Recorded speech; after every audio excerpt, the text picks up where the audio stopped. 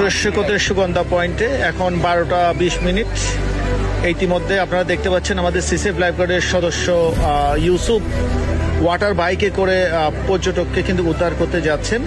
বিশেষ করে ওয়াটার বাইকের সহযোগিতা নেওয়ার কারণ হচ্ছে ওনারা অনেক দূরে এবং হচ্ছে যেখানে সাঁতার কেটে বা বোট নিয়ে যেতে অনেক সময় লাগবে, যেহেতু অনেক দূরে রয়েছে নিয়ে কিন্তু আমরা সরাসরি এখন রেস্কিউ করছি। দেখতে পাচ্ছেন এই যে আমরা গোলবৃত্ত দিয়েছি যে লাল চিহ্ন, এখানে দেখতে পাচ্ছেন দুজন মহিলা একজন পুরুষ, আরেকজনকে আমরা রেস্কিউ টিউব দিয়ে কিন্তু আমরা তাকে রেস্কিউ করি।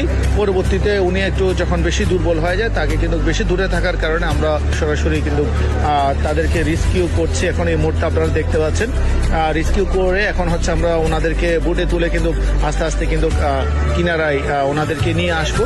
আপনাদেরকে আমরা অনুরোধ করতে চাই সিসেফ লাইফগার্ডের পক্ষ থেকে লাবণী সুগন্ধা কলাতুলে 3টি পয়েন্টে সিসেফ লাইফগার্ডের সার্ভিস রয়েছে ভোর 7টা থেকে সূর্য ডোবা পর্যন্ত। সিসেফ লাইফগার্ডের সদস্যরা প্রতিদিন আপনাদেরকে হুইসেল দিচ্ছে, কমিউনিকেশন করে এবং নির্দেশনা দিচ্ছে হাঁটু থেকে কোমর পানির বাইরে না যাওয়ার জন্য। আপনারা কিন্তু লাইফগার্ডের নির্দেশনা ও পরামর্শ না মেনে কিন্তু যেখানে সেখানে নেমে পড়ছেন এবং কিন্তু দুর্ঘটনার শিকার হচ্ছেন। তাই আপনাদেরকে অনুরোধ করতে চাই, আপনাদেরও এরকম অবস্থা হতে পারে। তাই এখানে যদি কোনো লাইফগার্ড না থাকে, চোখে যদি না পড়তো তাহলে ওনাদের কি হতো আল্লাহবাদে আর কেউ জানে না। সবাই সতর্ক থাকবেন, লাইফগার্ডের নির্দেশনা ও পরামর্শ মেনে চলবেন।